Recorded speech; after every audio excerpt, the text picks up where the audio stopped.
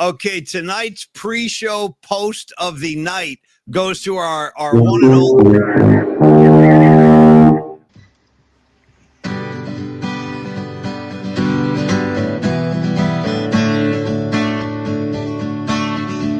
Creative Tony, yeah, what you doing now? You coach your little league. Yeah, let's take a night reprieve. Gonna be some sweet sounds coming down on the night flight, on the night flight. This is your other home. Yeah, you know you're not alone. Gonna be some sweet sounds coming down on the night flight, on the night flight. This is your other home. Yeah, you know you're not alone. Here we go. Okay, Slick Rick, a little Polymac jam dedicated to Creative Tony, who I love. Great beer, great looking beer. I'm going alcohol free tonight. I'm just drinking water. But the pre-show post of the night goes to our very own Dom Peralta, who moments before we went live, I happened to look over and it said, the Giants need some air slaps. Dude, that's what I'm talking about. Way to build a bridge from this show to yesterday's show. It's one of my favorite bits of all time, dude. The air slap phenomenon in Greece, which has never really been dissected by Tony and I. We might even go back to it tonight if we need to. Kaniki and Cha-Cha just getting, like, suggesting violence at the prom, Tony. As a little kid, I didn't understand it. Seeing it now as a grown-up, it's like, wow. And then Crater Face, dude. The barbarian. Just he's on the ground. Dude, I mean, and Tony shaking his head like a dog coming out of a lake, just shaking his hair flying all over the place. It's a phenomenon, dude. It's incredible. But if you missed what we're talking about, go back to our YouTube channel at Polymax Particles and check out yesterday's show, episode 175. And we break down the hand jive dance scene in the movie Grease. And if you're a Grease fan, you'll love it. If you're not a Grease fan, it might turn you on to Grease. Well, Tony, there are professors who dedicate their lives, in universities to dissecting the works of Shakespeare. Yeah. Tony and I have been dissecting the works of Grease for decades now. It's been going on for decades. And the amazing thing is I'm still learning. You know what I mean? It's still a learning process. You find all the hidden meanings. Second thing of the night, the second order of business before we dive into the show. And so great to see everybody. Dom, Karen Bell, Pine Needle, Stevie B, Patty from Napa. But I stopped at Doug in Japan for a reason, Tony. I told Doug last week we were working on something special. I appreciate you being with us tonight, Doug. And I saw you post online earlier today on Twitter. Thanks for that, man. But here we go. For the first time ever, we have our very own tribute. It's a bat signal of sorts. When we see Doug in Japan, Tony, we're going to lay one of these on him. All right, Tokyo!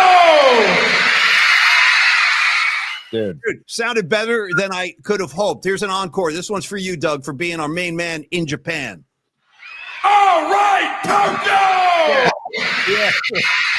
With the crowd, with the girls screaming. So, Doug, it's crazy, dude. I just hung out with Cheap Trick over the weekend. They're going to Japan next week, and they will be in Osaka on Monday, the 29th. They will be at Budokan in Tokyo on Wednesday. So, Doug, if you can get over there, just tell them Studnut sent you, and you should get the red carpet. What do you got tonight, T? What's going on?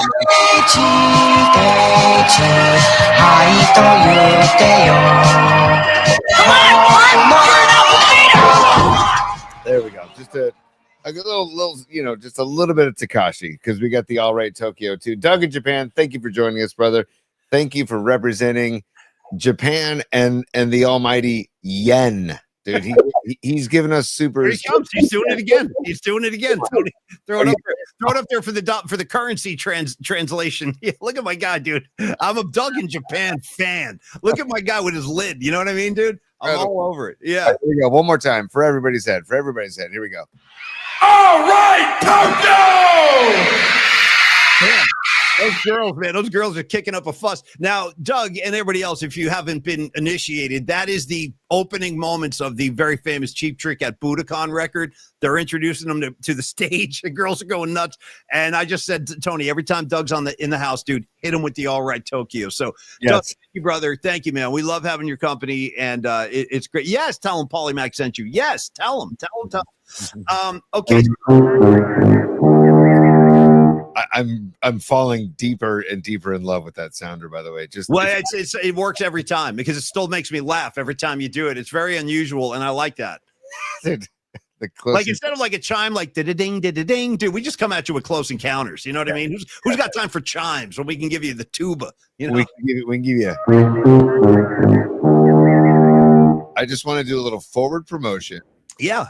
Let me handle some business right now. I want to sit back, dude. Take over. See, I would love to sit back. You run this S. I'll just chime in, dude, for real. I'm better like that. So go ahead. You take over. First of all, the rules are there ain't no rules. Okay. Second of all, you need a beer, grab a beer. Oh, okay. And then if you're a Pittsburgh Steelers fan, and then also just if you like marijuana, herb is a plant. Herbs are good for everything. Okay. And then, Paulie, I just want to say one thing. Forward teasing or forward promoting for later on in the show. Yeah. We have a very special gift to the show from Rags and Mrs. Rags later on in the show. I don't know anything about this. I look forward to a surprise and Rags. I'll see you in like 3 weeks, dude. Get ready. I'm coming. You better get that mattress ready. I'll be sleeping on that bad boy. Go ahead, T. Finish your thought. I didn't know there was a special thing from Rags. I look forward to it. I just want to say Rag sent this to me and he hyped it up and I'm like, dude, you're hyping this up. It better deliver. And boy, does it deliver. That's all. Okay. That's all I'm going to say. And then Paulie, I also want to let people know that the audio versions of our show are available on Spotify and Apple Podcasts and TuneIn at Polymax Particles. Also, we are now partners with the just legendary classic heritage call letters of KRON. Kron, Channel 4 on the Kron 4 Plus app. If you have a smart TV, where our show is on the Kron 4 Plus app through your Roku or your Fire Stick or your Apple TV, and it's on the video on demand, or they show our show every night at 11:30 p.m. It's on the app. Just want to make sure, don't go to Channel 4 on and it's not on Kron4.com either. It's on Kron 4 Plus's. It's the brand new app from Kron 4 called Kron 4 Plus. And it's on the smart TVs. It'll be available on your mobile device very soon. And check out our show there. And then again, our YouTube channel at Polymax Particles. Please, while you're there, like, subscribe, become a PMP VIP, dive into our videos, like everything. Basically, you know what? Just kick that algorithm's ass, Paulie. If you want to do air slaps, air slap the like button if you could. If you can air slap the like, if you air slap the like icon and just like. Get that algorithm going. I know I sound like I'm begging, but it's what you got to do in this new age, in this new era. But at Polymax Particles on YouTube. Thank you, Pete. Take it away. No, I don't want to take it away, dude. You're crushing it. I like what you're doing. You sounded way cooler than I ever do. You're like, yeah, another thing. There's a smash the like button. He's all calm and composed. He's got that deep voice. Yeah, then when you get to the webpage, you're going to want to slap the button and like the show. I'm like, dude, I wish I was that cool. I don't sound as good as you do. So anytime you want to step in, bro, I'll chill and you run S because that sounded really good. Oh, but anyway, we do have a special get. You got something else? Well, no, I was going to say maybe Satan, aka the devil.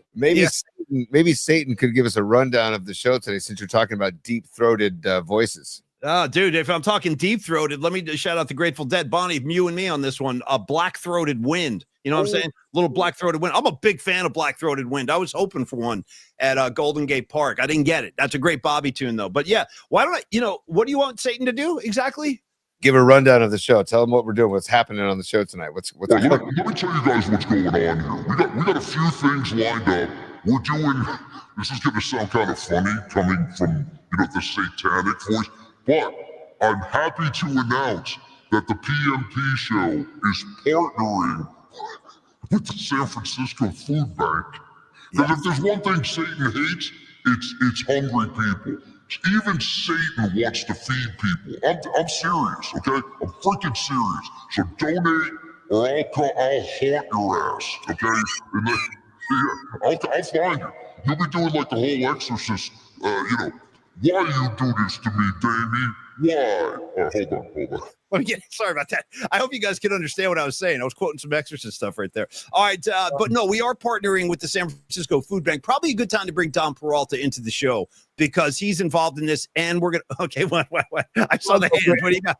Bring Dom Peralta in, but I forgot to mention this to you earlier today, Paulie. But I found your favorite kicker in all of college football, in all of football. I found your favorite kicker. Do you want to meet him now, or do you want to meet him after Dom Peralta? What do you? Well, I want to meet him now. I don't want to wait around. If you got my favorite kicker, bring him in. Yeah.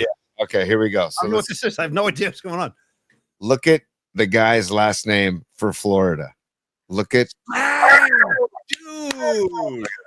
That's got to be a first. I mean, who in God's name has smack on their birth certificate? This guy does.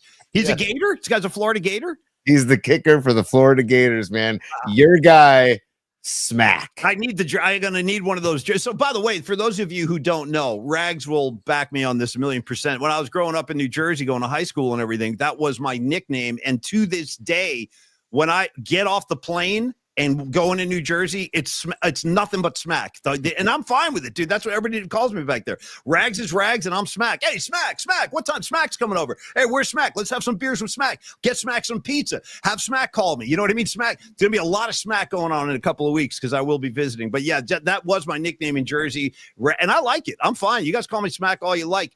If you're not too busy calling me Stud Nuts. You know what I mean? That's the problem. We got a Stud Nuts Smackdown coming. If I find a kicker named Stud Nuts, I'll put him on the show too. But for now, we just jumped on the smack bandwagon for the Florida Gators. Okay. Yeah, he's kind of built like me too. You know what I mean? He's got like long arms. He's kind of skinny. It's like that's like my body right there, dude. Throw me in that suit and I'm ready. And I kick lefty, by the way, Tony. Much to your pleasure, I do kick lefty. Did you know that? Yeah. I did not know that. And what's funny is I kick righty. So that's pretty interesting. Yeah, that's kooky, but I got a pretty good foot on me now. I'll punt one from 30 out. I mean, I'll kick a field goal for you if you need me to. But let's do this. We do have a special guest tonight. Sam Grisman is going to join us, who has a big gig coming up October 1st at the Presidio Theater. He's playing with Steve Earle and Tedeschi Trucks. And we are really happy to have him join. I've never talked to him before. He's the son of David Grisman, brother of Monroe Grisman. It's a family of legendary musicians out of Mill Valley up here. So he's going to join us in a few minutes. We're going to go through the 49er injuries. As Dom Peralta said, somebody air slapped the Giants. I guarantee you, dude, they're up 3-2 in the 6th. They're going to find a way to F this up. Yeah. They're going to find a way. Dom and I were saying, when's the collapse going to come? The 7th? Maybe they'll wait till the 8th or 9th tonight. But Giants baseball, it's over. It's over, Johnny. 77-88. They're one game over 500 at home. They're sub 500 on the road. It was just another vanilla, dull year with occasional flare-ups where they were playing good ball, but it was never something they could sustain. So we're in the same boat we were last year. No postseason. That's 7 years now, man. Come on. Enough is enough. One playoff trip in the last 7 years. I ain't going to do it. Hey, Miriam's here. It's a super. Let's talk to Miriam, and then we'll go to Dom Peralta, T. Bring in Miriam. She was my seatmate at the Who. Yeah. Oh, Miriam, what's up? She says, take the funds that I donated last week that was supposed to go toward a Jake Moody jersey and allocate it towards a smack jersey for Paulie. It's true, Miriam. That's what they call me in Jersey. To a man and to a woman, I am known as Smack. I don't think I'll get called Paul or Paulie once when I'm in Jersey. Probably not even one time. It's nothing but smack. And Miriam, a pleasure hanging out with you the other night. Really, thanks for supporting the show.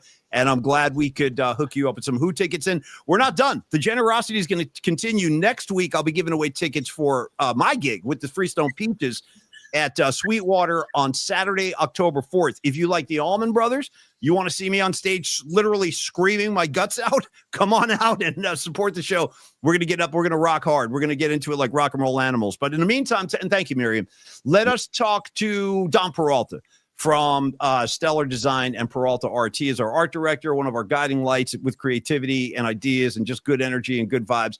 And he's helping us work with the food bank. So let's bring him in. Hey, what's up, Dom? How you doing, bro? What's up, Dom? How you doing, brother?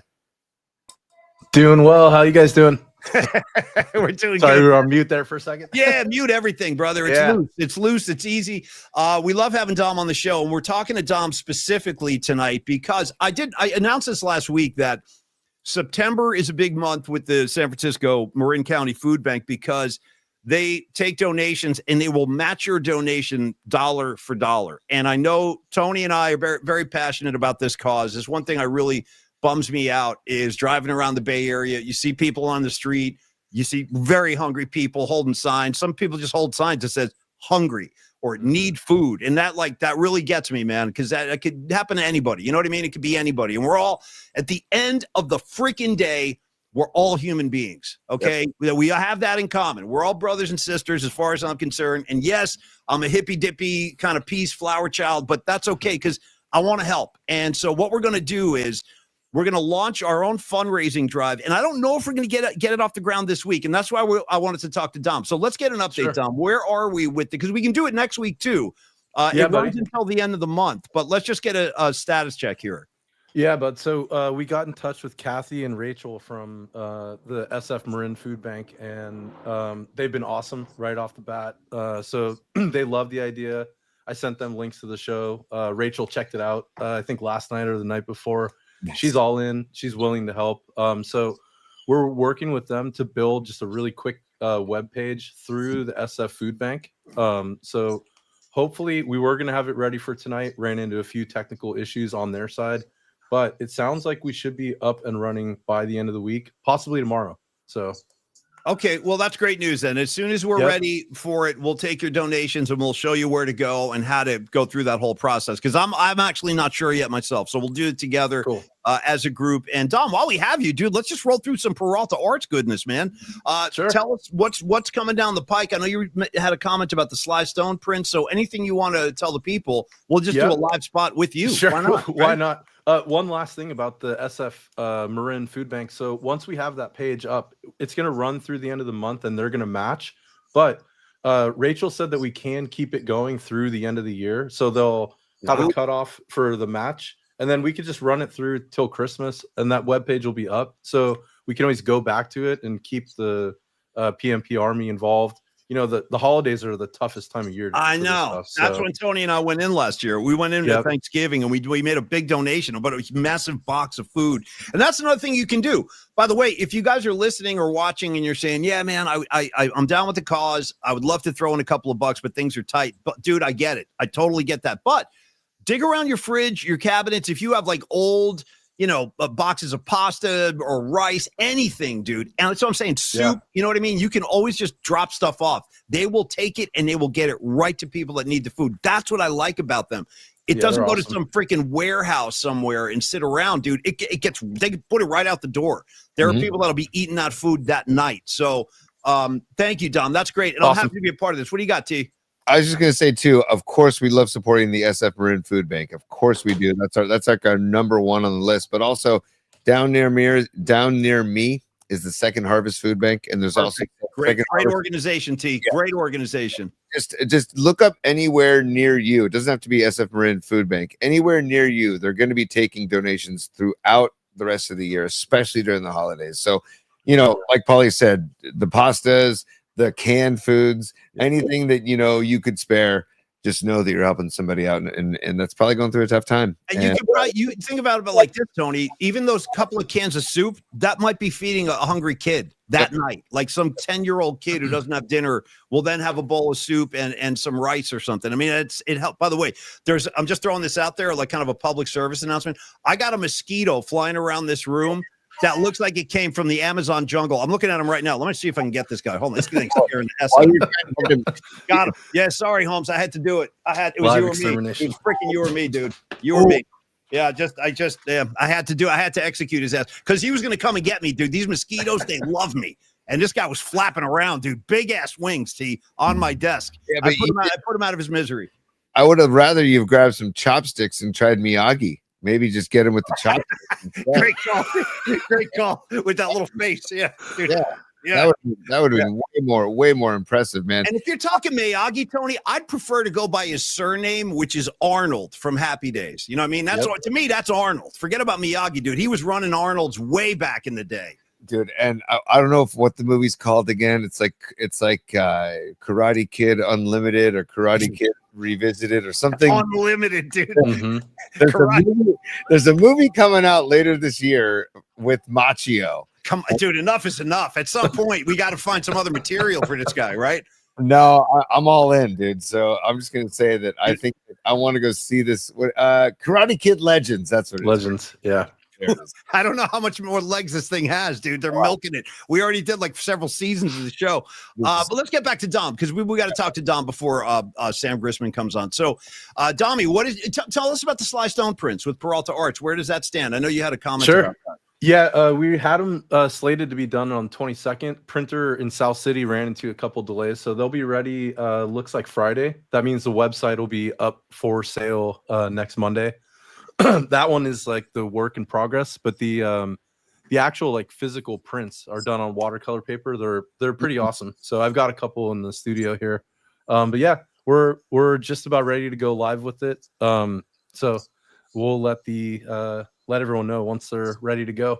Tony, give everybody a little more particular info on Peralta, if you could. Just run through contact stuff and whatever else Dommy has going on. Well, and also with Peralta Arts too, you can also get the Metallica print that he made for the poster that he made for the Metallica show back in, what was that? Was that August? June. Was that June 22nd. That was June. Jesus. Yep. Yeah, Wow. I know. Oh my God, that was June. Wow, that's nuts. But Dom's got a whole slew of artwork, and give him a call, get in touch with Dom and talk about his artwork. If you want to commission him to do something particular for you or for that special someone, or for a favorite artist or a favorite athlete or a favorite somebody in your, that you've always wanted a artwork for, get in touch with Peralta Arts and get in touch with Dom at 650-796-3144.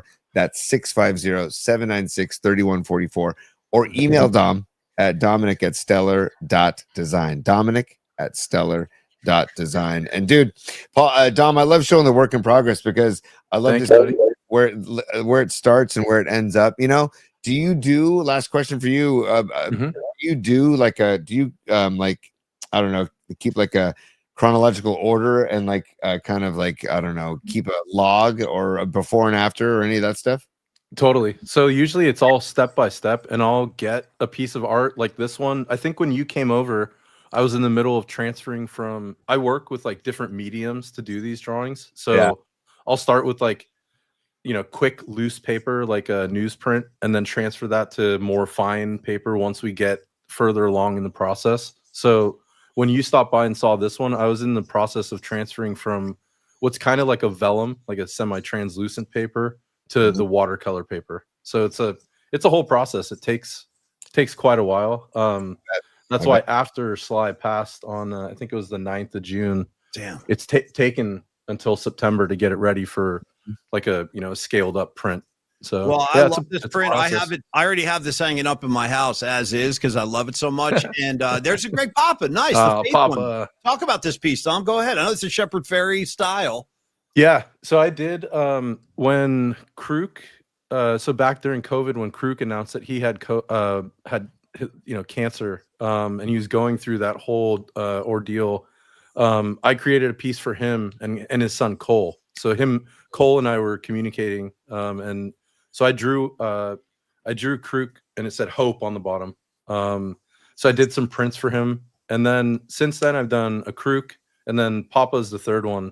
So it's kind of a tribute in a way to just help share the particles and love to these guys that give so much back to us. So hey, it's awesome. Dom, can I make a request? Can you do one for Doug in Japan in the Shepherd Ferry style and just have it underneath, just say, all right, Tokyo. Is that possible? Totally. I'm kidding. Yeah, yeah. Although I would like it. I'd hang that bad boy up, especially with Doug with the visor. That yeah, picture us, dude. absolutely. Right, like that in Shepherd Ferry. All right, Tokyo. Go ahead, Totally. T. You had something. What do you got? We've got a couple supers for Dom that I want to give Dom. So Dom, check this out. Candlestick Kid checking in saying, Dom, thank you, buddy.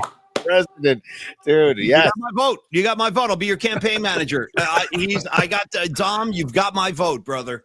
Yes, 100%. You got both of our votes. You got the whole PNP Bring in familia. Steph Curry too. Have Steph Curry Let's as like go. MVP. The both of you guys. Peralta Curry, 28. I'm ready. Let's make this happen. You know what I mean? Has a nice ring to it. And also Stevie B, Steve Bisecchio says, is Dom a cerebral and physical octopus? I can't walk and chew gum at the same time. The true Renaissance man of PMP. Thank you, Stevie B. Stevie B is right, though, man. We don't talk. Dom is so humble that I'm not going to embarrass you or anything, but he's right, dude. The volume of work that Dom spits out, not only for this show, but for all the other clients and stuff he has, whether it's, Goha or any of the other projects he's worked on. I mean, this guy's a busy dude. And you do, Dom, your volume of work is damn impressive. And thank you, bro, for being such a big part of the scene. Yeah. Thank you, brother. Thank you, Dom. Yeah, always. We had lunch with Patty from Napa today, and we were all just saying, like, there's so much of this back end of this show that happens because of Dom. And we wouldn't be able to be at episode 176 without Dom. So thank you, Dom. Thank you, guys. Last question before you go. Miriam's ready to vote for you too. So that's two of us now. Me and Miriam are going to vote for you, and anybody else jump on this. Before you go, there it is. Ian Weiland, dude, I haven't seen your name in a while. Good to see you, brother. He says, question, is Dom related to Andy Samberg? I've gotten that a bunch. I've never have you really? Yeah. Well, Dom, I need to ask, is it a dick in a box, basically? Totally. I guess that's my Halloween costume done. All right. We're getting risque on a Wednesday. Well, it's a night flight. Why not? Let's get loose, man. That's my exactly. I've kind of been a good boy lately. I've been going beer free on the night flight. But Tony, you have one for me. How's that Pliny? Nice and cold? It's wonderful. It's delicious. Nice. It's nutritious too. Barley and hops are good for you. Hey, I got to tell you too, it's a badass looking glass you got there, kid. Hold that thing up. It's like a little goblet, sort of. Yeah. That's awesome. Yeah. What exactly is a goblet, Dom? What defines the term goblet? Because I'm calling that thing a goblet. Yeah, it's got to do with the shape of it, the form of it. Yeah. It goes way back in history. Yeah, right. We're talking medieval times, Knights of the Round Table. Bring me a goblet, damn it. Yeah. Exactly. It could be wood, it could be metal. Yeah, give me a damsel and a goblet, and let's get on with this meeting. Yeah. All right. Hey, Dom, thanks for coming by. We love you, buddy. And love you too. We'll see you soon, man. All right, Dom Peralta, everybody. Peralta Arts, he's the man. Tony, we're minutes away. Oh, nice. Let's do some more of that. Do some of that do-si-do, like air slap the screen. That was cool. I don't even know how I did that, Paulie. I like it. I was up, I was down. That was cool. Yeah. But Paulie, wait till you see Sam Grisman is in the green room waiting. And I don't know how our green room stacks up to other green rooms that the Sam Grisman project is gigged in. Right. But we have to ask him for ourselves. But what he's wearing, wait till you see what he's wearing. I'm going to bring him to the stage right now. Okay. Ladies and gentlemen, let's please welcome to the show, Mr. Sam Grisman. Look at hell yeah, brother. Gentlemen. Hell yeah, you're repping, dude. And I'm keeping an eye on the Giant score, Sam. We're not doing that great tonight. We're winning. At the moment, we're winning 3-2. So for now. I'll take all the dubs we can get for the rest of the year, man. I feel something to work off of for next season. I feel you. And by the way, Sam, how old is that jacket? Because that's like the Will Clark era kind of logo. How long have you had that bad boy? This is an oldie. This is actually replacing a jacket that I remember my dad having. Nice. This is kind of new to me. We were playing a gig in Santa Cruz, and we were walking down the street. We had some time to kill the next day because I forget where we were playing the next day, but we had not that terrible of a drive. And I just saw this thing hanging in a thrift store. Nice. And I had to have it. Nice. And it was a funny story because the owner, I kind of tried to haggle the price down, and I asked for $20 off. Yeah. And the employee, was trying to get in touch with his boss, and turns out his boss had been to our show the day before, but he wasn't able to get in touch with him. So I bought it for full pop. And then this guy sent me a message and said, "Hey man, I would have just given you that jacket." Well, the thought was there, man. The thought was there. That's the important thing. So, Sam, welcome to the Polymac Particle Show. Great to see you, man. Well, I want to talk to you about your gig coming up on October 1st. And but I want to also kind of introduce you to the audience because we have our own comment section. I can see everybody saying, well, in fact, put Patty up there for Sam real quick. You're already getting adoring fans here, Sam, after just 2 minutes. Patty is saying, Patty from Napa, welcome, Sam. And another cutie, Hey, too. Patty. There you go. Yeah. Well, Patty. thanks for having me, guys. I'm honored to be here. Yeah, man. And I know Monroe a bit, and obviously your father, David Grisman, growing up in a house like that where there's music being played and there's instruments lying around. Like, how early in your life did you get into it? Like, when did you first pick up an instrument and start realizing, yeah, I want to do this too? That's a great question. I can't remember a time where I wasn't interested in music. Yeah. And it sounds kind of cliche, but my first word was actually bass. So I kind of knew that I always wanted to play the bass. Yeah. And I tried to pick up other instruments as, they were laying around our house when I was a little kid, but it was just frustrating to not be able to speak the musical language at the level of my parents, Yeah. Yeah. How long did it take you before you started forming your own bands? Like, did that start in your teens and everything? Were you that into it at that age already? Yeah, I had a band with a couple of my buddies in middle school, and I just always really wanted to play music with my friends. I'm consider myself among the luckiest kids on the planet to have been born into a musical household and to really love the music that my dad makes and that he made with his friends. It served as the soundtrack to my childhood, but it's also sort of the foundation that I base my life upon. So yeah, man. And there is a wonderful documentary for those of you who have not seen this. It's called Grateful Dog, and it's about it's about Sam's dad and Jerry Garcia. Yeah, there's the dog right there. And it's about their friendship and their musical collaborations over the years. Because Jerry not only obviously had the Grateful Dead and the Jerry Garcia band, he played a lot of gigs with, David Grissom too, famously. So do you have any memories of that? I mean, I assume to you, Jerry was just a friendly, cool guy that would hang out with your dad. But do you remember those days and those years? I do. I was born in January of 1990, and Jerry passed in August of 95. Yeah. And I just remember him. I remember his warmth and what his laugh sounded like. Nice. And I remember what he did to our house when he was around, which was, basically just livened it up and made it, just a safe space for my dad and him to explore all this music that they loved, from a past part of their lives. And they had this shared musical connection and they really just worked on songs together. And there weren't really any rules, and he wasn't a big rock star in our house, Yeah. He was just one of the guys. Yeah. And he was probably my dad's friend who spent the most time at the house when I was a little toddler. Yeah. Up until when I started kindergarten. So I really had no concept of his role in the greater musical community and sure his passing, really. Yeah. My sister had taken me to some Dead shows as a little person, but to me that was sort of like the circus, and somehow it was kind of divorced from Uncle Jerry being at the center of it. Yeah, right. That must be interesting. Yeah. Good call. Go ahead, Tony. Hey, Sam. So Mike Kruko, Mike Kruko with the Giants broadcast team, he the voice of my childhood. Right. Mm-hmm. Right.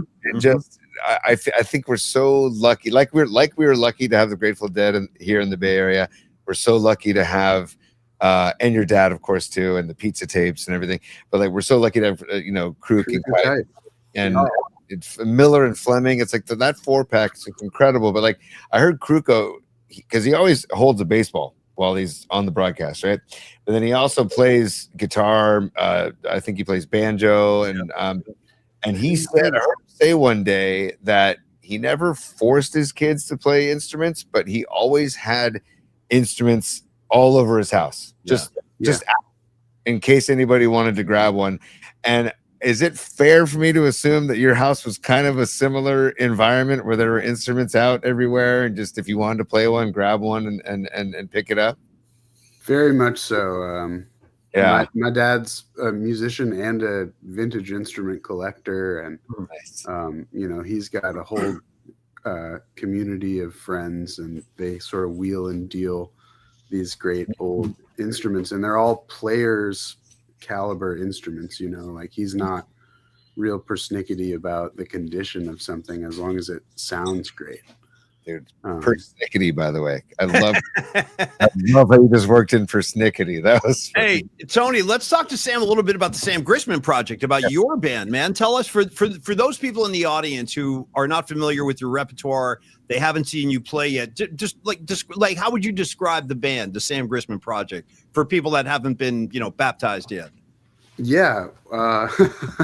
Well, a few years ago, I endeavored to start my own band that's sort of just rooted in really this musical privilege that I grew up with, and that I'm trying to sort of go through life, you know, not squandering, and I'm trying to share the love that's come my way through music with the greater community.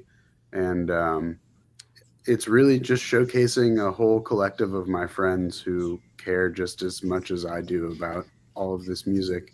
And a lot of this music we learned from my dad and Jerry, but also from other musical friendships that were, you know, a huge part of my life when I was younger, like my dad's connection with John Hartford and his connection with Doc Watson. And, you know, I like to have all of these friends come in and sort of honor these corners of this catalog of music that I grew up on, but also bring their own original music to the table. And it's really just an unbelievable privilege to get to do this with the people I care the most about. And yeah, we play a lot of shows, and you never really know what you're going to get. Love it. Yeah. We played, you know, probably 600 different tunes in our first 2.5 years or something like now, that. Sam, are those all in your head, or do you guys need to? I would imagine is there a teleprompter, or do you guys really have that many songs just in your heads?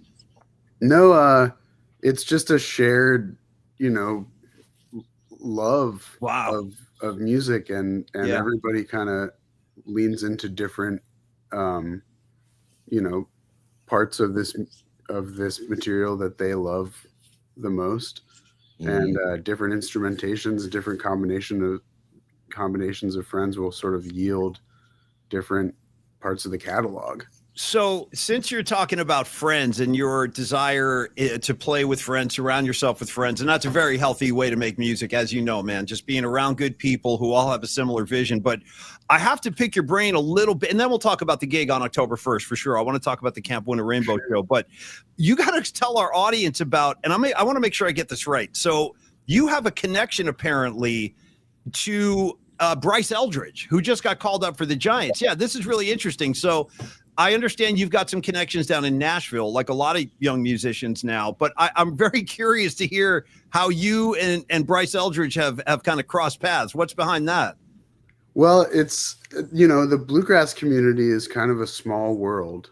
And as a kid who kind of grew up with a father who is, you know, an elder statesman of bluegrass, there's this kind of community of other bluegrass kids that I've known since I was a small person.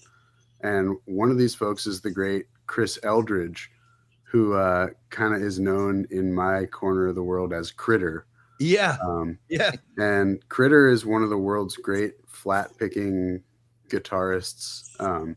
He studied with Tony Rice as a small person, and his father, the great Ben Eldridge, was really an innovative banjo player in one of the sort of seminal bluegrass bands from the 60s and 70s called the Seldom Scene. Nice. And Ben is Bryce's grandpa, and Critter is Bryce's uncle. Wow. That's incredible. Is Critter or Ben the same size as Bryce? Yeah, he's a big boy, that kid, man. So Ben unfortunately passed a couple of years ago. Okay. And Yeah. Critter is, he's not a short dude, but he's certainly not 6'7" or whatever Right. that hoss is. And I haven't had the pleasure of meeting Bryce yet, but I'm pulling for him as hard as you can pull for anybody. Yeah, we are too, man. Same here. We are too. And I think there's a lot of promise there. He's going to have, I mean, the kid's got natural pop. He's got the body type. It'll come. He just need reps. He needs at bats. But yes, he's going to have a nice I'm career. not at all concerned. And I watch the Giants religiously, and Nice. and he's had some really good at bats, man. Yeah. I mean, he's not, it doesn't look like he's hitting under 100. You're right. I mean, it seems like every other at bat is going to a full count. I mean, even in his first game, Critter and I were at the Ryman watching our friends Billy Strings and Brian Sutton play a show. Oh yeah. And Critter had the MLB TV up, you know. Yeah. And we were watching him take his first at bats in the show, which was kind of unbelievable. Oh, incredible. That's great, man. That's and where he he hit that ball into the gap, Yes. into that left center gap, and it seemed like that was definitely an above average effort given. Yes, whoever that was playing center. Hey, and here's an update for you guys, real quick. Bryce Eldridge is 2 for 4 tonight. He's having a nice night. Yeah. Go. Yeah, man. Yeah. Let's go. I love the connection to Bryce Eldridge. This is the coolest thing. By the way, let's let everybody know October 1st at the Presidio Theater. Yep. It's celebration of the 50th anniversary of Camp Winter Rainbow. And it is a benefit concert for Camp Winter Rainbow at the Presidio Theater. And the Sam Grisman Project will be playing there. Derek Truck, Susan Tedeschi will be there. Steve Earle will be there. Other guests will be there. It's Wednesday, October 1st. If you want to get tickets, presidiotheater.org. Tickets are available right there on the spot, right there on the website.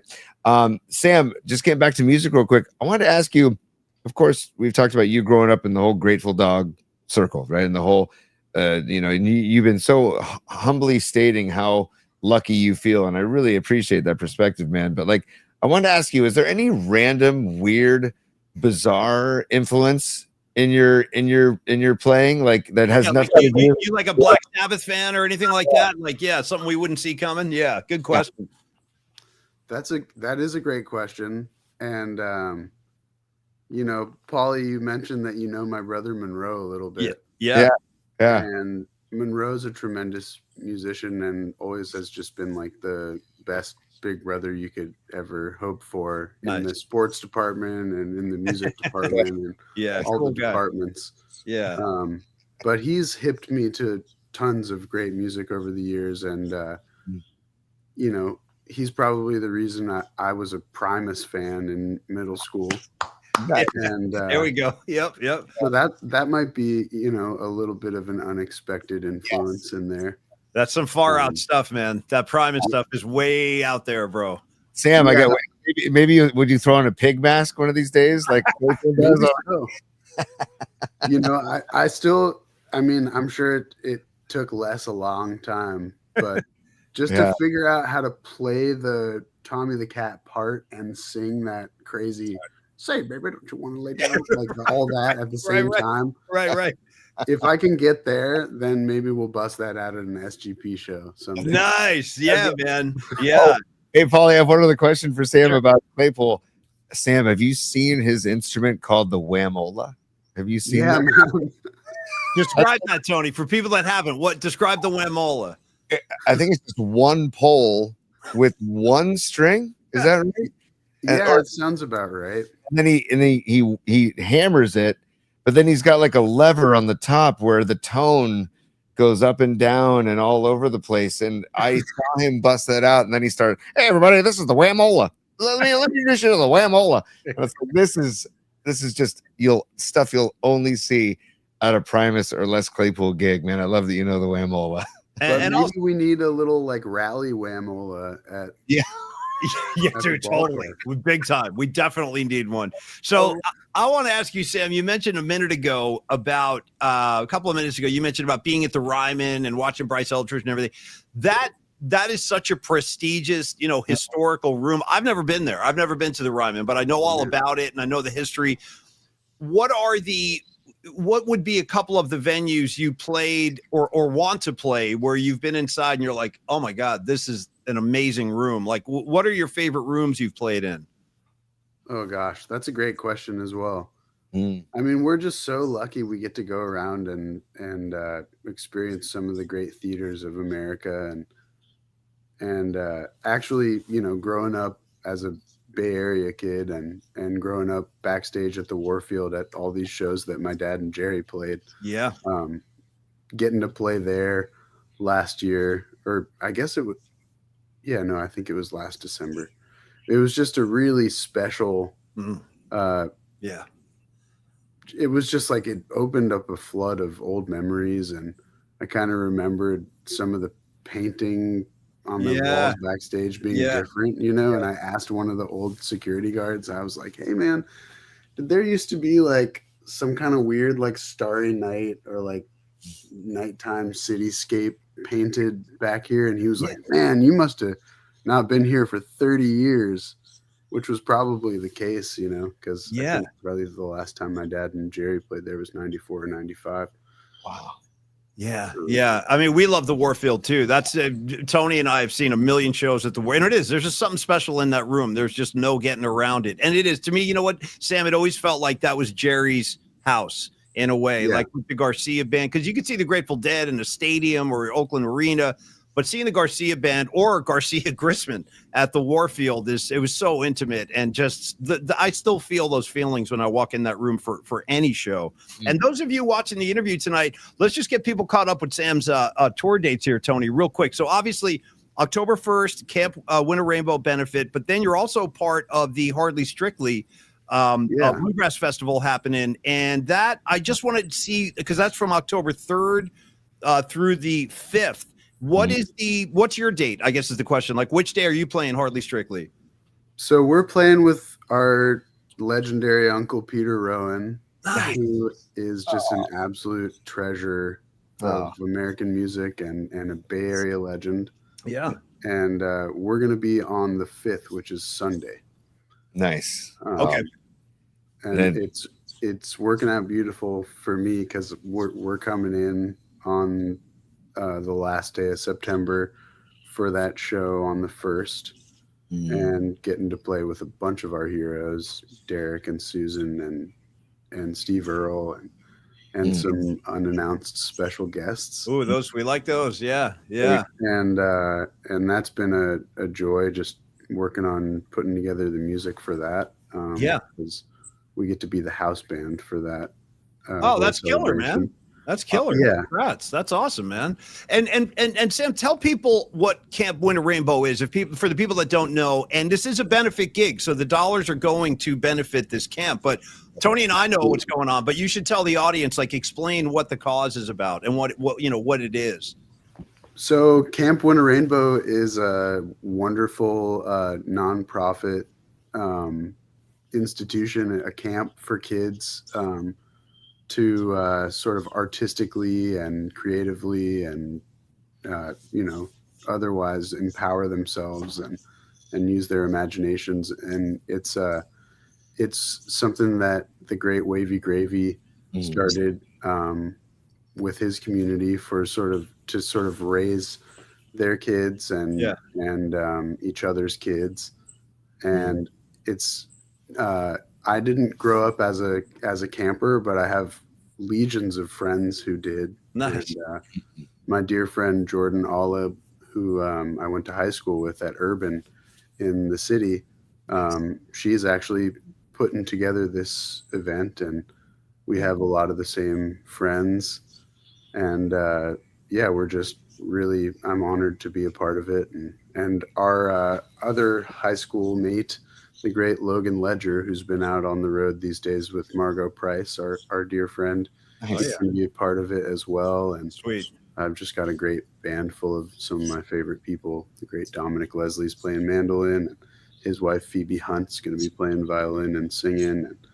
The great Nat Smith is playing the cello, and Wow. the world's greatest improvising claw hammerist, my dear friend Victor Furtado, is going to be out there playing the banjo. Nice. And we've got local legend Chad Manning playing the fiddle as well. So it'll be kind of like an orchestral contingent. Well, this sounds great, man. Again, the gig is October 1st. So Camp Win a Rainbow benefit at the Presidio Theater, and tickets can be purchased at presidiotheater.com. And Sam, we'll let you get on with your night. I do have one last question, though. I'm curious, as a bluegrass prodigy, have you crossed paths yet or jammed with at any point Tim Flannery and his Lunatic Fringe, that bluegrass outfit? Because we know Flan, he's a great guy, and I'm sure he would love to sit in with you, or vice versa, if you haven't already. Man, we have a couple of mutual friends, and I would love so much to connect with Tim. I'm just such a huge fan. Yeah. A Giants fan through and through for my entire life, and he was such a big part of those World Series teams, and seemed like such a sincere dude. And I know he's a great musician, and it seems like we will connect one of these days. I know it's going to happen. I'll put a bug in his ear, because we're going to try to get him on our show next month, because he has a gig coming up in Half Moon Bay. I want to help him promote, and I'll definitely put that in his ear. I'll say, dude, you're going to have to get with Sam Grisman, man. Yeah. Anytime, we're anywhere close, I would love to make the effort to connect with him, and play some tunes and just hang. I'm sure he would love that too, because he's got a huge heart, and he sells out on stage, man. He's super passionate. He's in a full sweat, stomping his foot. He really gets into it. It's great. So Sam Grisman, dude, thanks for the time tonight. Again, tickets for the gig next week, October 1st in San Francisco, by the way, Presidio Theater. Go to presidiotheater.org, grab your ticket, support the great Camp Win a Rainbow, and let future generations of kids enjoy that same kind of environment where creativity is encouraged, because that's where the next crop of musicians and artists are going to come from. So let's support the cause. Sam, dude, great having you on, bro. Let's do it again down the road. Anytime you got a gig, you need something to promote, we'd love to have you back on. Yeah. Thank you guys so much. Yeah, and Go Sam, Giants. yeah, we got to get you gigging in a Bryce Eldridge jersey, and I'm all over it. We got to get you down to the Guild Theater down here on the peninsula. Have you heard of the Guild Theater? Man, we've played the Guild a couple of times, and I'm sure we'll be back. It's such a great place to be, and one of the nicest rooms closest to the ballpark. That's for sure. And actually, before I split, I have to shout out our dear friend and fan, Paul, who's also a diehard Giants fan, who laced me up a Hayden Birdsong jersey earlier this year. Nice. I often sing Birdsong, and I'm not sure that young Hayden is really aware of the gravity that his last name carries in the Bay Area. But I would love to sit down and sort of talk through the lyrics with him sometime. La la la la la. Yeah, we'll sing it to him, dude. We'll sing it to him next time. Hey, Sam, really, really a pleasure having you on, brother. Have a smoking show, and good luck as you go forward with all these tour dates. And by the way, get over to samgrismanproject.net. You can get all the information. You got tour dates, you got bios. There's all kinds of cool stuff there. So, Sam, onward and upward, brother. We'll talk to you down the road, man. Thanks, guys. Much love. Cheers, man. Sam Grisman, everybody. Very cool. Very cool talking with Sam. How about dude, the Grisman family? These guys, you got the father, the kingpin, you got the kid, and they're all players, dude. They're all monster players. We used to have Monroe on the Murph and Max show a lot. He is a big part of Petty Theft. That's his outfit. And they play Sweetwater. They're still gigging. They're gigging all over the place. And I love Sam's vibe, dude. The jacket, you know what I mean? The whole vibe he's got going on. I'm a fan. Dude, the hair, the jacket, the voice, and next Wednesday I want to see him play or is it next Wednesday, October 1st? Yeah, that's next Wednesday. I really want to see him, and I'm bummed that I missed him playing down here at the Guild. He'll be back. Yeah.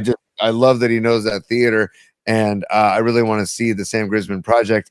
But it sounds like first of all, the lineup on paper is already just stellar, and then there's unannounced guests. I have an idea. You know what I'm saying? I think I know. There's another Mill Valley guy over there who likes to jam with everybody. I'm not saying anybody's names, y'all, but I have an idea, and nothing's confirmed. I'm just talking mess. I don't know what's booked or not, but you know who I'm talking about. Yeah. I think you're talking about me, y'all. You're talking about that's not Niner ball. Yeah, Niner ball is in the air. By the way, Tony and I interviewed Bob Weir years ago, like 10, 11, 12 years ago. We had him on a podcast. Dude, we got into some Niner talk. He loves the Niners. Bobby loves the 49ers, dude. In fact, there's a funny story about Bob Weir and his 49er fandom. Real quick, it's 10 seconds. The 1989 game, the Monday night game, Rams hosting the Niners when John Taylor had the 2 90-plus yard touchdowns that game. The Dead were playing that night. I think they were in Oakland, and the second set, dude, the break between sets just kept going and going and going, and Bobby wouldn't leave because he was watching the game. He was backstage watching the game at set break, and he's like, I ain't ready to go on yet, y'all, because he wanted to see the end of the Niner game, and that was one of the great comebacks of all time. John Taylor going 90-plus yards twice, and your Uncle Tonelli was at that game, too. Yeah, he and I have talked about that. I love that freaking game, dude. John Taylor for life. Just throwing it out there. You want to talk about sound bites that I want back on the show is that's not Niner ball. That's not Niner ball. Yeah. And Bobby saying, oh, hell yeah, hell yeah, hell yeah. After the game, we go down to the Deuce. Yeah, the 2 a.m. club. Yeah. You know the 2 a.m. club. Yeah. Dude, what was the play? What was the play he was calling? Black 85. Black 85. Black 85. Black 85. Dude, he was telling Ronnie Lott, dude, that he couldn't stop Black 85. I don't know if you guys remember this. I actually was able to arrange Bob Weir talking to Ronnie Lott during the pandemic. And they had never met before. And Bob, as I said, Bobby loves the Niners. So he was the excited one. And he was like, we had to play Black 85. I don't think you could stop it, Ronnie. He was telling Ronnie Lott he don't think he could stop Black 85. Anyway, Tony, very fun talking to Sam. And we'll do it again. Yeah. No question. I want to play like a show booker for a second.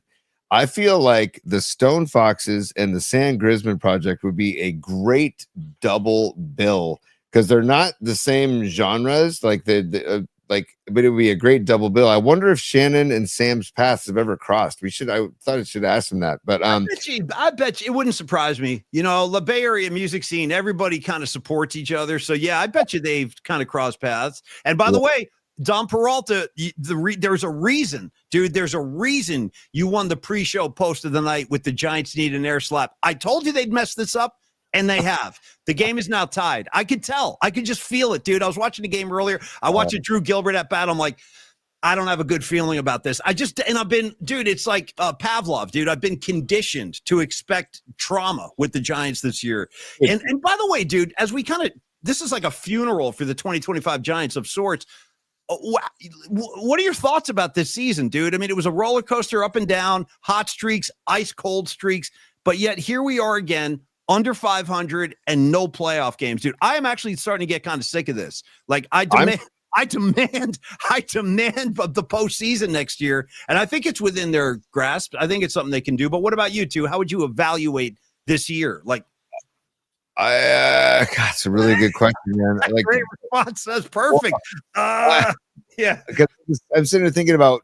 I didn't go into the season with major high expectations, but then when they got Devers, my expectations obviously, rose, and you'd have to consider it a bummer of a season, considering that they brought in Devers to really kind of, I don't know, electrify things, and I gotta say, I do love the particles with Sam and Bryce Eldridge. Now with Sam Grisman and Bryce Eldridge. How wild, how crazy is that, dude? That's some wild stuff right there.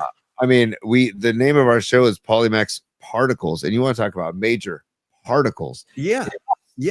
Sam Grisman and like the whole connection to Bryce Eldridge. That is cool because a lot of times you don't know if these musicians will know anybody on the Giants, let alone the most recent call up who is like the future of the franchise. So I love that, and I love that Eldridge is 2 for 4 tonight, and I'm looking at the score right now. It's the 8th inning, 3-3. Yeah, 3-3, and your boy Koss is in the batter's box right now, and I'm with you on Koss now, man. Maybe lose a few of the decorative items on his uniform with his name on them and stuff, dude. You haven't done anything. He's got his name on his belt, his wristbands. Like, bro, I know who you are. You know what I'm saying? And you called that day one. I'll never forget this. We were doing a show together. And it was like it was one of the first appearances of Koss in the season. I'm like, Tony, what about this guy Koss? You know, he's got some wheels. And this is what you said. I remember exactly what you said. You're like, yeah, you're like a little too much drip though on this kid. A little too much drip. And you are correct, bro. Especially when you're under 500, your batting average stinks, and you're going, I got Koss gear. It's like, okay, all right. That's like, it goes back to like the Jerry Garcia just wears black t-shirts because I don't need the drip. No, I'm gonna let my playing be the drip. Dude, and that's, you want to know what, dude? I'm all about the black tee. I stole that from Jerry because Jerry's like, my fashion statement is I have no fashion statement. I'm gonna wear a black. I swear to God, that was his thing. He's like, I'm wearing a black tee tonight and tomorrow, and then the next day. Yes, and I'm gonna try to carry that tradition on. Tony, I saw back to the Giants. I saw Sean Estes last night on the Giants post game. I was watching the post game last night, and he said, he goes, look, and it was kind of cool because he kind of cut the BS for us. And I love Sean. I really do. I love Sean Estes. We should have had him on the show this year. We will at some point. But he was saying, listen, Buster went out and got Rafi Devers, man. That was supposed to be the final piece. And he also said, and this, Sean Estes was a playoff pitcher. He went to a few postseasons. He knows what's up. And he was like, dude, when you're a playoff caliber team, you have to play your best baseball in September. Yep. And he goes, when you look out at this Giants team in September, this thing has just fallen off the cliff. And it's hitting, it's pitching, it's been the pen. I mean, Ryan Walker, it's been a lot of stuff to kind of grip about. But what does that tell you, T, as a former player, when a team is humming along pretty good? At one point, dude, they went down to Dodger Stadium. They were a game and a half out of first place. Remember that? I think it was in June. Yeah. And post All-Star break, they had a couple of hot streaks, and it's just off the cliff. Why? What does that tell you? I go back to the Saturday and Sunday against the Dodgers when it was Webb and Ray, the starting pitchers for both of those games, and they lost both those games. And they were technically on that Saturday before first pitch, they were tied with the Mets in the wild card standings. And then they lost that Saturday game, and then they lost the Sunday game. And I was like, damn, that was the shot right there with our number one and our number two on the bump. And I was like, that was the shot. And ever since then, it's been downhill. And dude, baseball, it's a freaking roller coaster ride. It's a very, very long season. Yeah. Well, hold on. Sorry, a little Close Encounters chime for I got to get to some supers that happened. One of them, first of all, Cody Marchetti. I apologize, man. He had a super while Sam Grisman was on the show, and I didn't get to it. He says, love me some PMP and some Sam Grisman. So thank you, Cody. Thank you, man. Cody, thank you for the support. Thanks for checking out the show. And yes, after that session with Sam Grisman, I was a fan already, but now like getting to like talk to the young man, like, dude. Yeah. Oh, and hard not to like that kid. Hard not to like him, dude. He's bringing a lot of charm. You know what I mean? He's got the hair flying. He's very likable, dude. And by the way, badass player. You'll see. He's a badass musician, that guy. And I love, there's no attitude. There's no ego. Just cool guy. Let's just play music and all hang out and create a fun and wonderful vibe for everybody.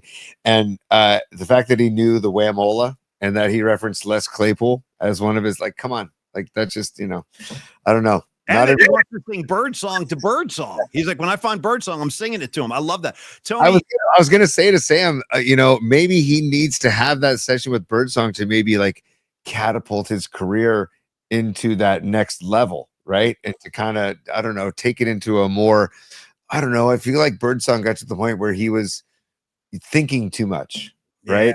Yeah. Like he was, dude, he has raw talent, but he's young.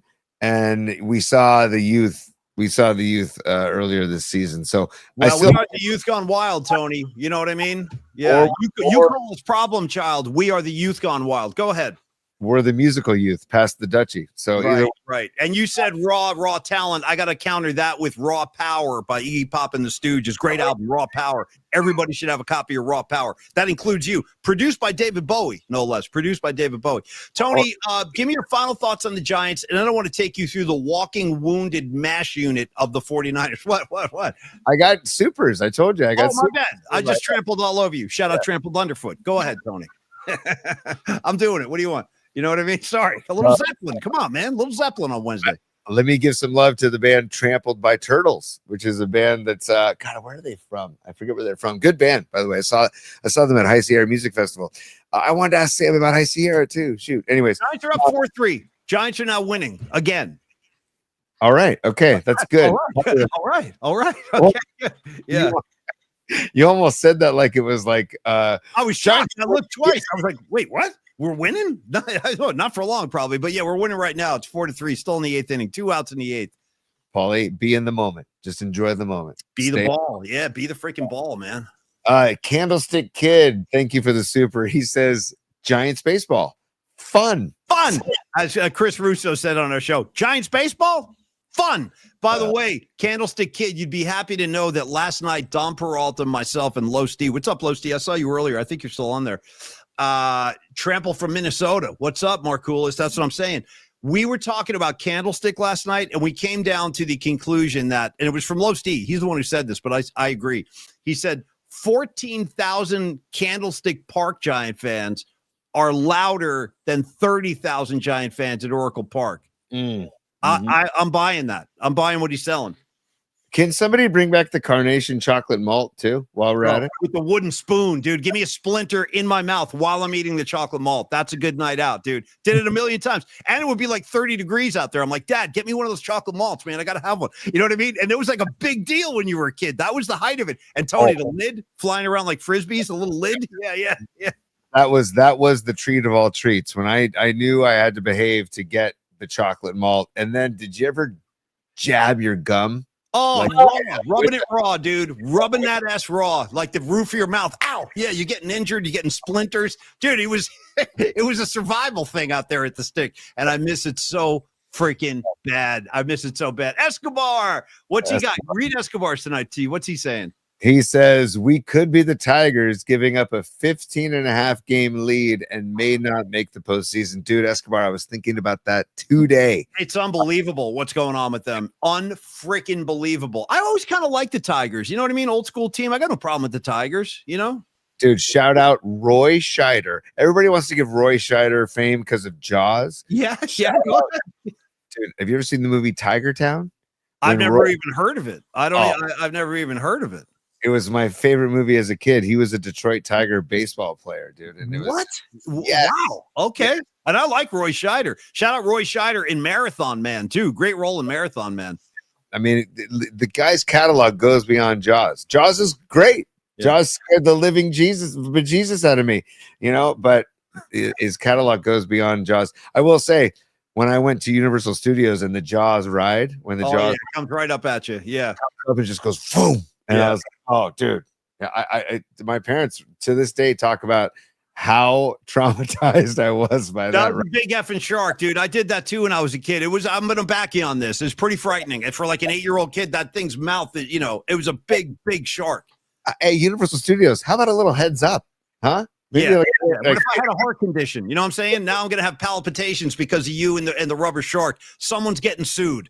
You know what I mean? At least today, someone would get sued. How dare you not warn me? Yeah. Hey, Paulie, as we transition the show into the second hour, why don't you go through the list of Niner injuries? Well, you know, that's another, Paulie, and also when we've talked about our discussion, if you had to choose one for the rest of your life, music or sports, another good thing about music over sports is that a lot of times you can still play while injured, right? Well, it depends. If you hurt your hand and you're a guitar player, you can't. But you could break a rib and play guitar. You know what I'm saying?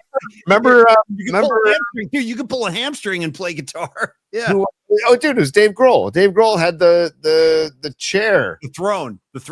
Yeah. And he played with his foot in like a walking cast or whatever.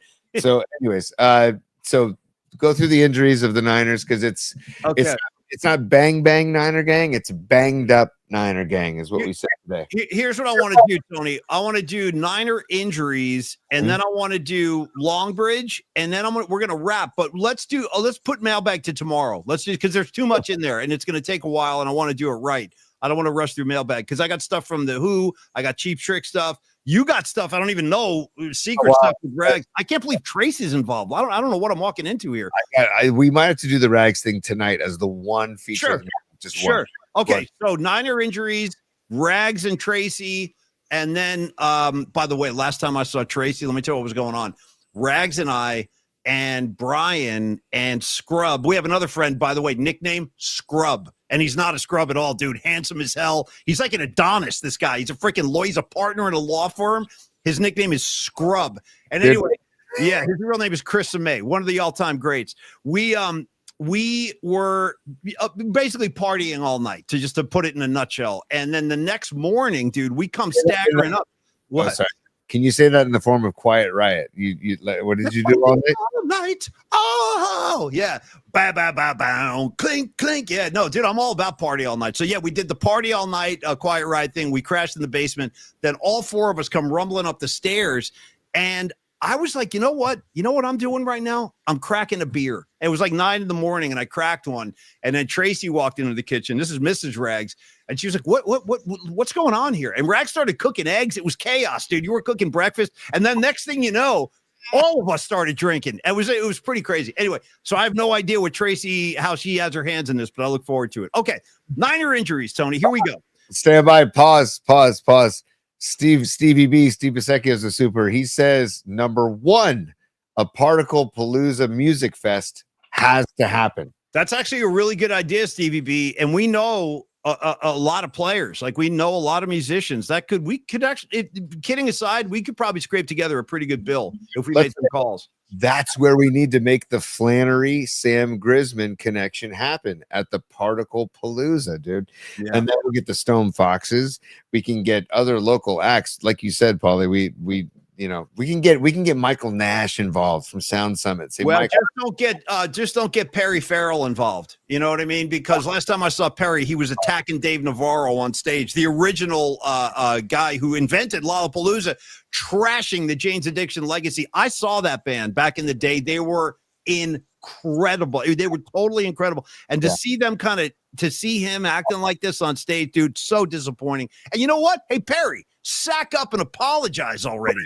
Dude, he hadn't said anything. Like, you can't be attacking your guitar player on stage. Obviously, I'm emotionally involved here. Sorry, I'm getting worked up. Sorry. And while we're talking about public apologies, hey, Roger Waters, I want you to apologize to the living members of Black Sabbath. How about to Sharon? Or the kids? Yeah.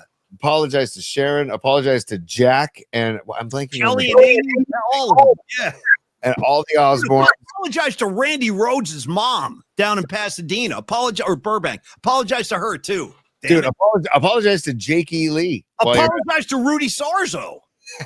Yeah, I'm not kidding. Apologize to Tommy Aldridge on drums, dude. I'll go all day. Apologize to Bob Daisley. Okay, you get Bob Daisley on the phone and say you're sorry.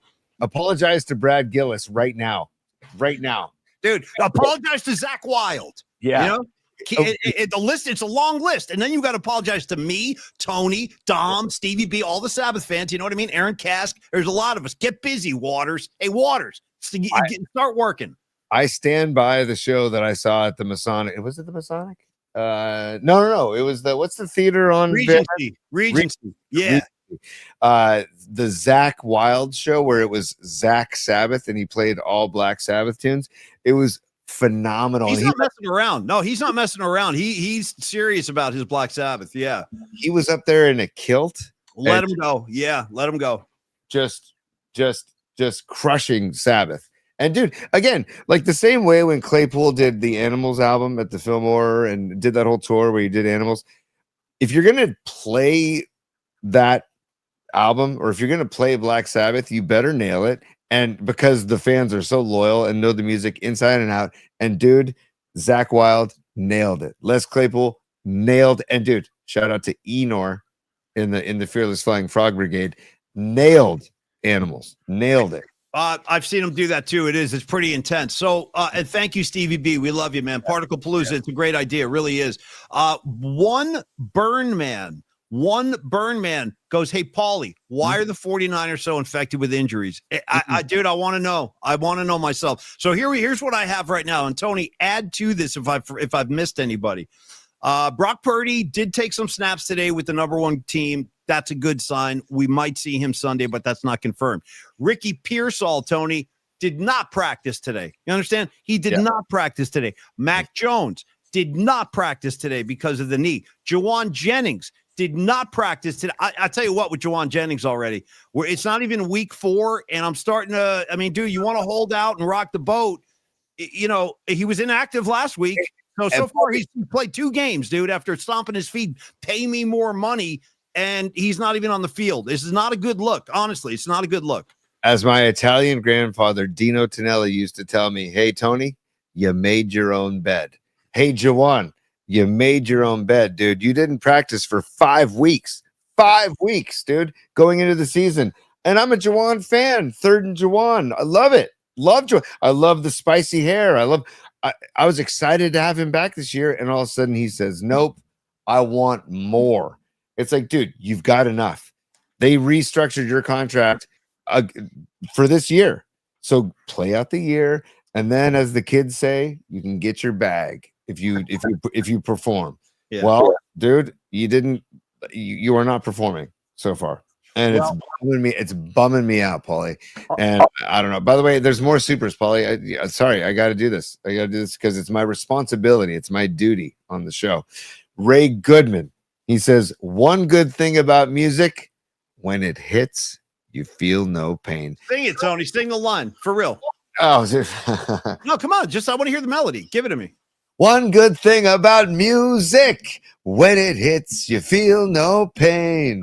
Nice. Trenchtown Rock. Ba-ba-da-ba-ba. Trenchtown Rock. All right. Ba-ba-ba. Come on.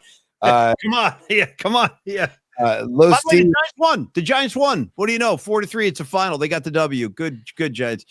They're back to 500 at home. Still 3 games under 500. Okay. On to Los T. Shout out Smack and Scrub hanging out with Jinx from the Bronx Tale on a Saturday night in North Jersey. Well, that's our neighborhood. We're North Jersey boys, and we're close to New York City like that. So yeah, wouldn't take too long for us to get to the Bronx if we had to.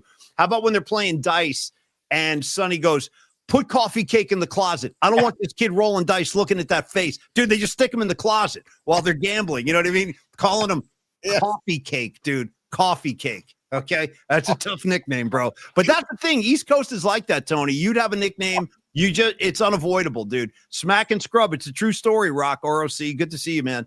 Dude, Smack and Scrub and a couple of stud nuts. The Paulie Mac story. Yeah, pretty much. Coffee Cake is one of the greatest cinematic nicknames ever. Seriously, when I remember hearing it, I'm like, oh my God, that is so brutal.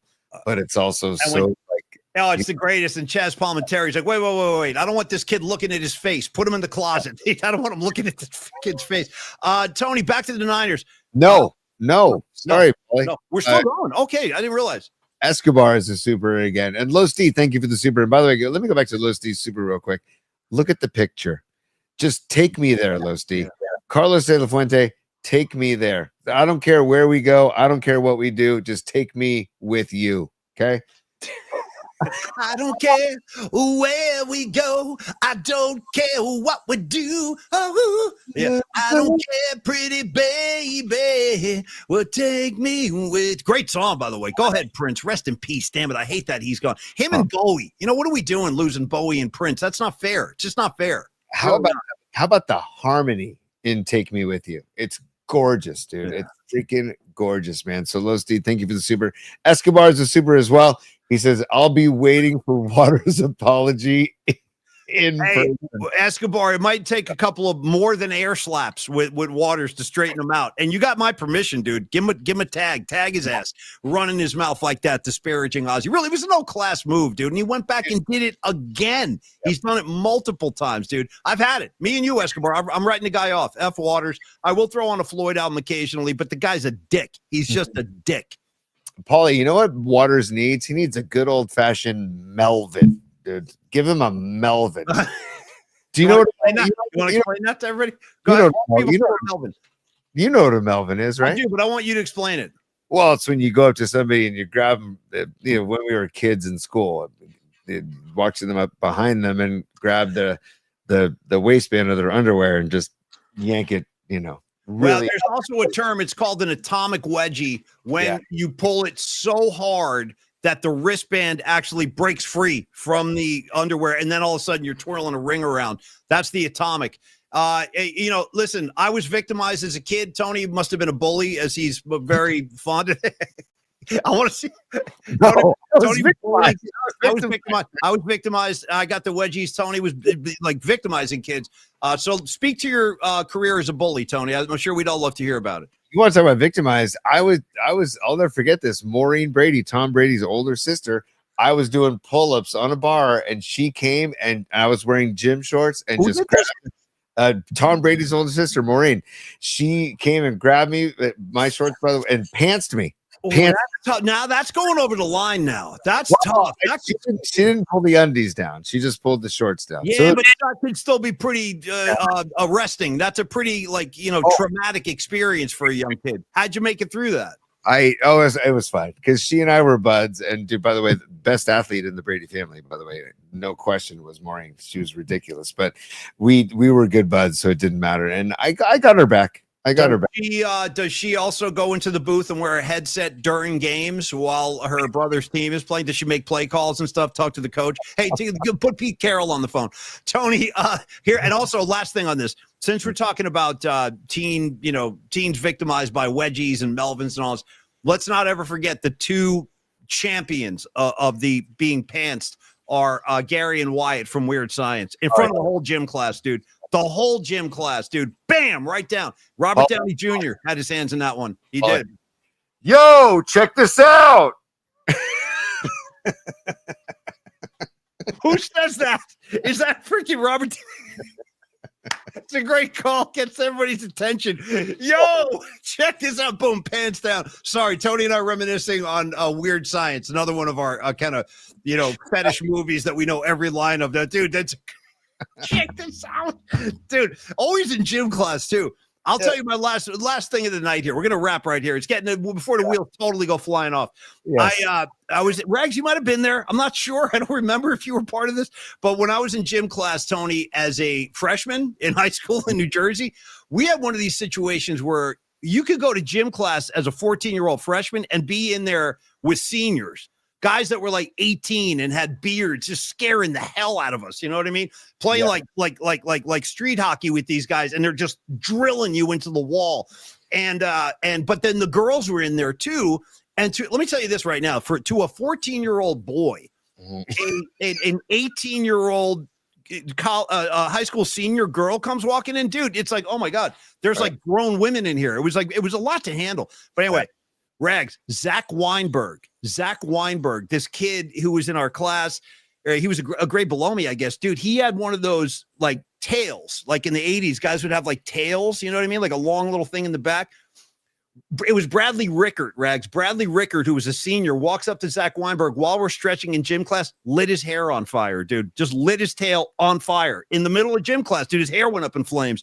That's what was going on in my gym class. So I'd rather get pantsed than get my hair lit on fire. How about you? 100%, dude. And I had to cherish my hair back in the day, and now it's gone, of course. But Paulie, more supers, and here we go. We've got Chutch 916. He says, Tony, how did you get her back? Well, dude, Scarlet Fire in the chat nailed it. And I was going to say it without the super, but Chutch, thank you so much for the super and thank you for the support. Is it Chooch or Chutch? I got to get pronunciation on this guy. I feel like it might be Chooch, but I don't know. I don't know. Like choo choo, like a choo choo train. Like, I don't know. I like Chutch 916. Chutch, let us know the correct pronunciation. But Scarlet Fire said in the chat, she said it was like the same as snapping the bra strap, and that's exactly how I got her back. Okay, listen, hey, I didn't, there's no harm done. I just went and grabbed. She struck first, dude. She struck first. You're just answering the call. By the way, Rising Wolf 97, just one word. Rickard. Yeah, that was Brad Rickard, dude. He was nuts. This kid was freaking nuts. He's still back there somewhere. Rags. I know he's around. He's around. He used to stop by this kid. He was don't even get me going on Rickard, but he was he had a lot going on, that kid. He had a lot going on. All right, Tony, Longbridge Pizza. Oh, we still going. Sorry. Escobar strikes again. He says, I'll give Roger Waters a swirly after Rags uses it. I got a better idea. Rags, why don't you take one of your used socks and just chuck it at Waters when he's on stage? Just chuck the used sock right at him. You know, Here's the thing, Paulie. You queue up some Marty Maraschino footage on Grease for Rags, get the sock, and then Rags takes the sock and gives it to Roger Waters. How about that? Since we're talking, and thank you, Escobar. Look forward to seeing you again soon, man. Since we're talking Rags, show me this damn picture, and then we're doing Longbridge and we're out. I don't know. Okay. All right. No, wait till tomorrow. If it's gonna, okay, all right. It's happening tonight, and I don't know what this is. I don't know what's going on. This came from Mrs. Rags to Mr. Rags. Okay. In what we now call the Rags time zone. It's not the Eastern time zone. It's the Rags time zone. Rags Standard Time, right? Rags Standard Time. Exactly. Yeah. Just get ready. This is from a TikTok account known as Break Room Chronicles. Is it up? Can you see it now, Paulie? I do. I got a lady with a pumpkin. What is that? I don't know. I see her with an apron on. Yeah. Okay, just stand by and enjoy. Taste the biscuit. Taste the goodness of the biscuit. Oh my God. Taste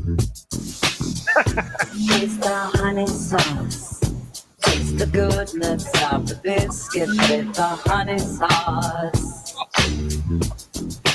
Get your honey sauce on me. I don't like the way it mixes with my chicken wings. Get none of that honey sauce on me. Dude, all day. Like I can watch this all day. And by the way, shout out to the little shower caps they're wearing. That makes that.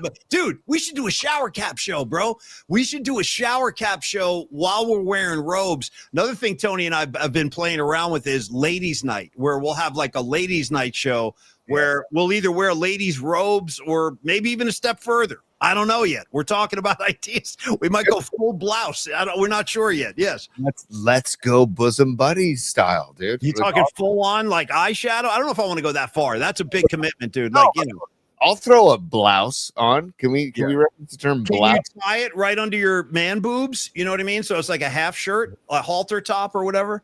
Paulie, I'm going to play this one more time, and I need you to watch the whole honey dripping portion of the video. I can't take my eyes off the guy in the back, to be honest. He's walking around. Yeah. That's what I'm saying. Watch. Okay. Hit me. Give it a Taste the biscuit. Taste the goodness of the biscuit. Taste the honey sauce. Taste the goodness of the biscuit with the honey sauce. Yeah. Get your honey sauce on me. I don't like the way it mixes with my chicken wings. Hey, man. To me, get none of that honey sauce on me. Oh, I mean, to me, this is what life is all about. It really is, man. There's no finer moment in life than making people laugh. And my guy's committed. Like, he poured the honey, tasted it, and walked right back, dude. Turned his back and walked away. I'm a big fan of the guy in the back. And the lady, you know, taking the lead vocals, she with the cap on and the face, she's fully committed. I applaud these guys. Rags, are these Jersey people? Who are these people? Like, where's this coming from? They look like cafeteria workers, I'm guessing. I don't know. Paulie, the account on TikTok is called the Break Room Chronicles. Okay. So they do this for other songs, but for some reason they found the Biscuit Lady, Estelle, and made this remix of her song or their song, her and her husband's song, and then did it in the break room. And Mrs. Rags found it, sent it to Mr. Rags, and Rags sent it to me. And I was like, dude, this is just gold, because the Biscuit Lady is the gift that just keeps on giving. And we have to honor the biscuit lady at the end of the year for the PMPs somehow, some way. We have to. Well, I'd like her to join the Christmas party, man. We tried to get her to come out to PMP night at the yard. Now she's, I think, up in Sacramento or something, so it's not impossible. We'll try to get her. We'll try to get her for the Christmas party. We were talking to Patty about that today. And Patty, we'll do the mailbag tomorrow. We'll go through all the stuff because we got a bunch of things we need to highlight. But thank you, Rags. Thank you, Tracy. Tell Tracy to make my bed, Rags. I'm coming.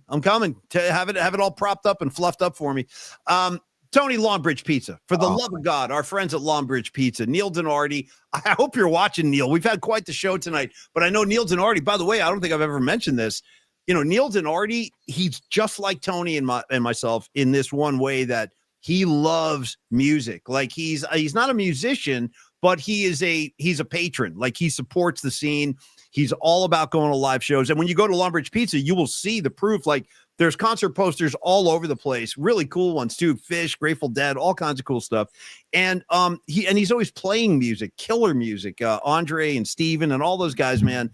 Anthony, they just create a vibe down there. Hence the name Vibe Tribe. When you go down to Longbridge Pizza, you are initiated into the Vibe Tribe. 2347 3rd Street in the Dog Patch community. They are open 6 days a week. They do close on Monday. Even Neil Denardi's got to throw his feet up. Let him watch some Monday Night Football, for God's sakes. Let him take a night off. But I do love that South City kind of flavor that he brings. You know, Pecan's a South City guy now. They're like just good people, man, in South City. And then there's the pizza. You know what I mean? I've been talking about Neil for 2 minutes. Let me talk about the food. The food is stellar. Shout out Don Peralta, Stellar Design. Stellar pizza down at Longbridge. And I've raved about the Polymac pizza. It's what I'm not exaggerating when I say it's one of the big honors of my life that I actually have a pizza named after me. To me, that's a big deal. That's an accomplishment. And Neil, I am humbled. Thank you. And Tony, I'm saying it's a pretty good pizza, man. I mean, I like to keep it simple. You can see it. Little Romano on there, a little sausage, some onions. It's a flavor packed experience. Try it out for yourself. I also love the other pizza he named for his son, Nico. Try the Nico pizza. Tony, you can speak to the, kind of vegetarian options and stuff like that. They also have gluten-free options for those of you where that's a concern. Pardon me. And then the sandwiches on Wednesdays are really, really good. You should definitely try to get in there for lunch or dinner on a Wednesday so you can enjoy some of the sandwiches. Look at the red peppers on that bad boy. Go ahead. Yeah, dude. Tomorrow is Detroit-style square pizzas, and that's what they just showed. Also, so this is great, man. And this is Steven, who does all the social media for Longbridge Pizza. He wrote on their Instagram account, Jonas Brothers might be the headliner because the Jonas Brothers are at Chase Center tomorrow night. Yeah. He goes, Jonas Brothers might be the headliner, but our reheated pizza is the real showstopper comeback. So he says, get squares on the menu every Thursday.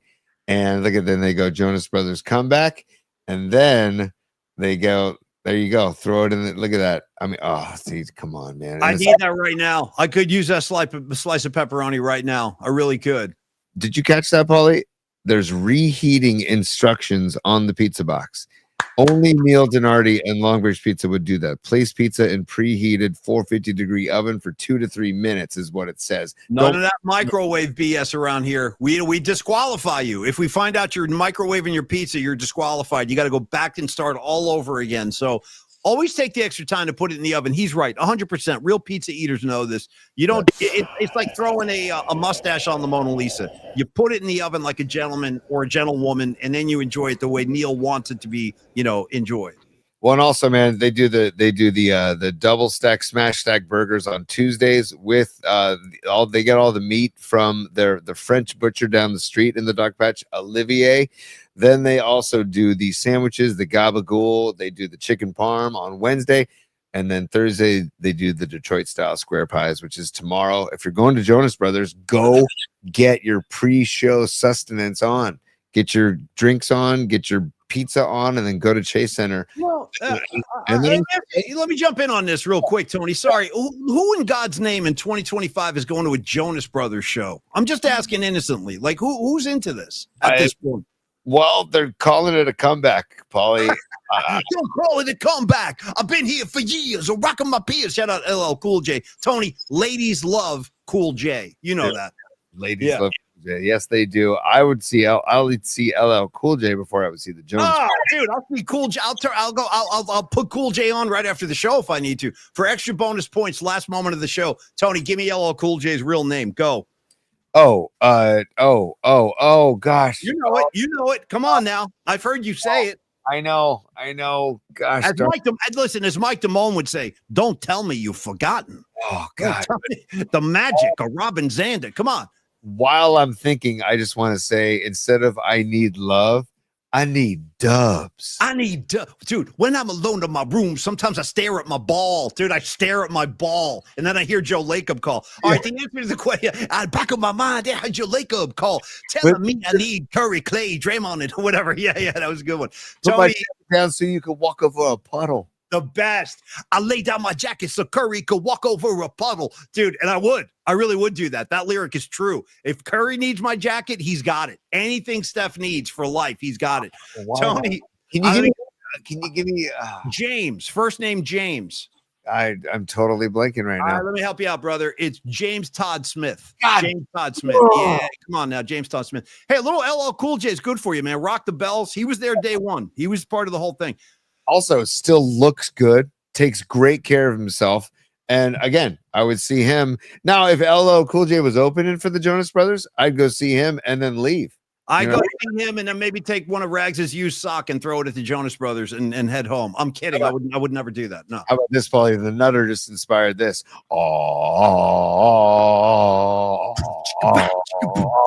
Yeah, totally. Don't call it a comeback. All right, you guys, listen. Tony, before you get to David Lee, I want to thank Rocco. What's up, Rocco? Anthony Merkovich, John Joseph, the legend that is Double J, John Joseph, Scarlet Fire, Joy P, pardon me, Rising Wolf, you know what I mean? Karen Bell, Los D, Miguel, Ray. The scroll just keeps going, dude. It's like the Price is Right. That wheel just keeps spinning. There's Scarlet Fire again. We love you guys. That's all I can say. We value you guys. Thank you for being a part of the show day in, day out, night in, night out. And we'll see you again. We'll do it again tomorrow at 11 o'clock. We'll have a whole new kind of thing set up for you. And Tony, in the meantime, bring in the man who wore chapless pants at the US Festival, butt cheeks flying. His name is Diamond Dave, and he's got final words for us. Well, before those final words, Paulie, we have to say goodnight really quick. So say goodnight to the bad guy. Okay. Yeah. And we also just have to remind people how we greeted Doug in Tokyo today. All right, Tokyo! I can't tell you how much I love that. Again, please, for me. Just for me. All right, Tokyo! And for all of us who can't stand the New York Giants. Hey, Paulie. Hi, Phil Simms here. Okay. Jesus Christ. That's going to haunt me forever. Yeah. Go ahead. And then a little Christian Bale. Oh, good for you. Oh, and while we're talking Long Bridge Pizza, really quick, I just want to say this at the end. I would like to congratulate Corinne and Steve Groschel. They won the tickets to the Slices for Sami next Monday, this coming Monday night, which is Neil Donardi and Long Bridge Pizza, Andrew Marcolis. They're doing the fundraiser for their dog patch brother, Slices for Sami. Comedy, free pizza, six different pizzerias from Marin County all the way down to San Francisco and the dog patch. Anyways, I just wanted to congratulate Corinne and Steve Grosch because we did not do it on Friday. So congratulations to them. It's going to be a great event. If you can go to Slices for Sami, actually, I take it back. It's sold out. So I take it back. Forget it. Hey, Tony, real quick. Losty and I both need a Fly Pelicans before we close it up. Sure. Pelican fly. Come on, Pelican.